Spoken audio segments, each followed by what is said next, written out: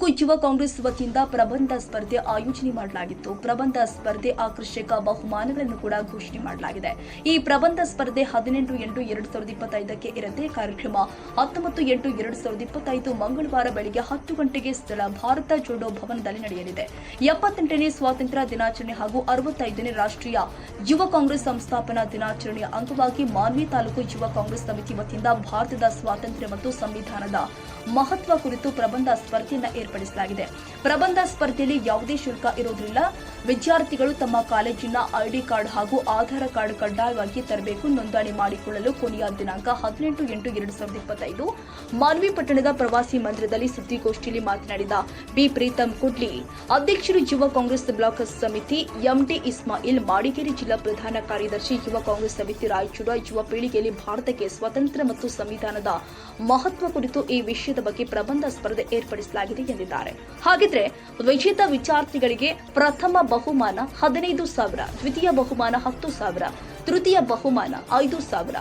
ಇದರ ಜೊತೆಗೆ ಸ್ಪರ್ಧೆಯಲ್ಲಿ ಭಾಗವಹಿಸುವ ಎಲ್ಲ ಸ್ಪರ್ಧಿಗಳಿಗೂ ಪ್ರಮಾಣ ಪತ್ರವನ್ನು ನೀಡಿ ಗೌರವಿಸಲಾಗಿದೆ. ಪ್ರಬಂಧ ಸ್ಪರ್ಧೆಯಲ್ಲಿ ಮಾನ್ವಿ ತಾಲೂಕಿನ ಪಿಯುಸಿ ಮತ್ತು ಡಿಗ್ರಿ ವಿದ್ಯಾರ್ಥಿಗಳು ಈ ಒಂದು ಸ್ಪರ್ಧೆಯಲ್ಲಿ ಭಾಗವಹಿಸಿ ಯಶಸ್ವಿಗೊಳಿಸಬೇಕು ಅಂತ ತಮ್ಮಲ್ಲಿ ಕೇಳಿಕೊಳ್ತೇವೆ.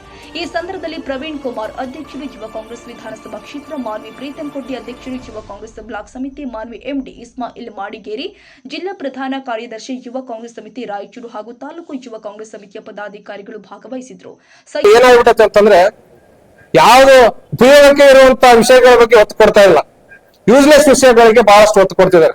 ಆ ನಿಟ್ಟಿನಲ್ಲಿ ಇವತ್ತು ಅವರಿಗೆ ಸ್ವತಂತ್ರ ಅಂದ್ರೆ ಆಗಸ್ಟ್ 15, ಸಂವಿಧಾನ ಮತ್ತು ಗಣರಾಜ್ಯೋತ್ಸವ ಅಂದ್ರೆ ಜನವರಿ 26 ಅಂತ ಅನ್ಕೊಂಡ್ಬಿಟ್ರ. ಅದಲ್ಲ, ಅದ್ ಬರೀ ದಿನಾಂಕ ಅಷ್ಟೇ ಆಚರಣೆ ಅದಲ್ಲ. ಬರ್ತಾರ, ಕಾರ್ಯಕ್ರಮ ಮಾಡಿ ಸ್ವೀಟ್ ತಿಂದು ಹೋಗ್ಬಿಡ್ತಾರ. ಆ ದಿನಾಂಕದ ಜೊತೆಗೆ ಈ ಸ್ವಾತಂತ್ರ್ಯ ಮತ್ತು ಸಂವಿಧಾನ ಮಹತ್ವ ಏನಂತ ಇವತ್ತು ಯುವಕರು ತಿಳ್ಕೊಳ್ಬಹುದಂತ ಅವಶ್ಯಕತೆ ಬಹಳಷ್ಟಿದೆ. ಆ ನಿಟ್ಟಿನಲ್ಲಿ ಇವತ್ತು ಇತಿಹಾಸವನ್ನು ಸಹ ಬಹಳಷ್ಟು ಕಡೆಗಳನ್ನು ಮಾಡ್ತಿದ್ದಾರೆ ಯುವಕರು. ಅದಕ್ಕೆ ಅಂಬೇಡ್ಕರ್ ಹೇಳಿದ್ದಾರೆ, ಇತಿಹಾಸ ಅರಿಯದವನು ಇತಿಹಾಸ ಸೃಷ್ಟಿಸಲಾರ ಅಂತ. ಹಾಗಾಗಿ ಯುವಕರು ಇತಿಹಾಸ ಬಗ್ಗೆ ಬಹಳಷ್ಟು ಗಮನ ಕೊಡ್ಲಿ ಅನ್ನೋ ಸದುದ್ದೇಶದಿಂದ ಈ ಒಂದು ಪ್ರಬಂಧ ಸ್ಪರ್ಧೆಯನ್ನು ಏರ್ಪಡಿಸಿದ್ದೇವೆ. ಹಾಗಾಗಿ ಯುವಕರು ಹೆಚ್ಚಿನ ಸಂಖ್ಯೆಯಲ್ಲಿ ಈ ಒಂದು ಪ್ರಬಂಧ ಸ್ಪರ್ಧೆಯಲ್ಲಿ ಭಾಗವಹಿಸಿ ಯಶಸ್ವಿಗೊಳಿಸಬೇಕಂತ ಈ ಮೂಲಕ ತಾಲೂಕಿನ ಎಲ್ಲಾ ವಿದ್ಯಾರ್ಥಿನಿಯರಿಗೆ ಈ ಪತ್ರಿಕಾಗೋಷ್ಠಿ